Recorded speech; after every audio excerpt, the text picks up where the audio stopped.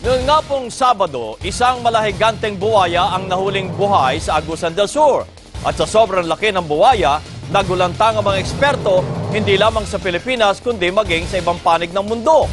Ngayong gabi, ipakikita namin sa inyo ang pangalawang pinakamalaking saltwater crocodile sa Pilipinas at nandito lamang ang buwayang ito sa Metro Manila. Ang aming special report.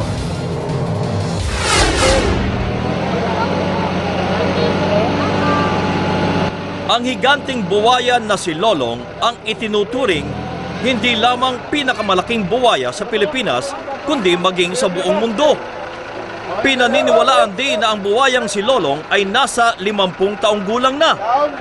Si Lolong ay isang male saltwater crocodile.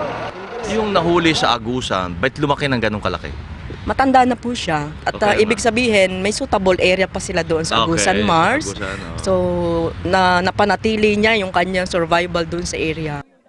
Nilinaw din ng PAUB na critically endangered na o nasa panganib ang bilang ng mga katulad ni Lolong na matatagpuan din sa Ligwasan Mars sa Mindanao at sa Rio Tuba sa Palawan. Itong Porosus makikita sa ibang bansa. Like? Australia, Indonesia, Malaysia. So, hindi lang sa Pilipinas nakikita yung Porosus. Ito yung pinapayagan natin, commercialize na yung kanyang leather, anumang meat products, anumang byproducts na man-generate from saltwater. Ano ang nagpapakaunti sa kanilang populasyon? Una po yung encroachment ng kanilang habitat, yung mga pinamamahayan ng tao, so nababawasan yung kanilang area for reproduction. Pangalawang, hunting, kasi maraming tao natatakot sa buhaya and they don't really appreciate anong kahalagahan nito kung bakit dapat hindi pinapatay. Bakit daw yung sa Agusan ayaw kumain? Stress pa po siya, sir. Stress pa, oo. Opo, sa ilang araw na siya ay hinuhuli, bago siya nadala doon sa enclosure niya sa Consuelo, na tinalian siya, Tinalian pa. isinakay siya sa sledge, no, itinransport, ibinaba, pinakawalan, sa dami ng taong tumingin sa kanya, at sinakyan-sakyan pa siya doon. Ay talagang ma-stress siya. Parang tao din, pag sobrang pagod, hindi ka makakakain. Pero mas nasa kritikal na kalagayan ang mga buwaya sa tubig tabang o mga freshwater crocodiles. Isa na rito ang Crocodylus mindorensis at sa Mindoro lamang natatagpuan. Yung Mendorensis restricted ang distribution sa Pilipinas, confined sa atin. So pag nawala yung Mendorensis, globally extinct siya. Kaya ganun siya kahalaga. Ang freshwater crocodile ay lumalaki lamang ng hanggang 3 metro.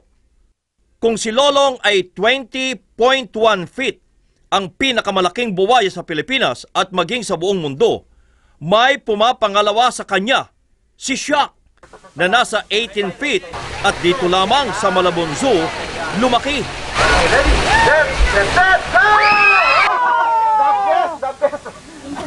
So ilang taon na ngayon sa zoo?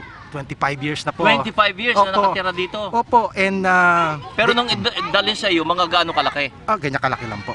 Ganyan kalaki? Opo, Oh. opo. Ngayon, ilang feet na? 18 feet na po. Pero anong kinakain niya? Manok po, Manok lang. baboy, Ganyan. baka po. Baka, Opo. mga karne. Lumaki si Shark sa kulungang 150 square meter kasama si Kobe. Ayon sa mga opisyal ng PAUB, mahalaga ang papel ng mga buwaya sa balanse ng ating ecosystem. Ito ay may environmental role, sila ay palagalaw sa kanilang tirahan at tinatanggal nila yung anumang mga debris na pwedeng tumakip sa araw at sa aeration na kailangan din ng mga organisms na nandun sa kanilang tirahan. Sa ganon, nagkakaroon ng growth ng anumang organisms sa ating river, katulad ng mga isda.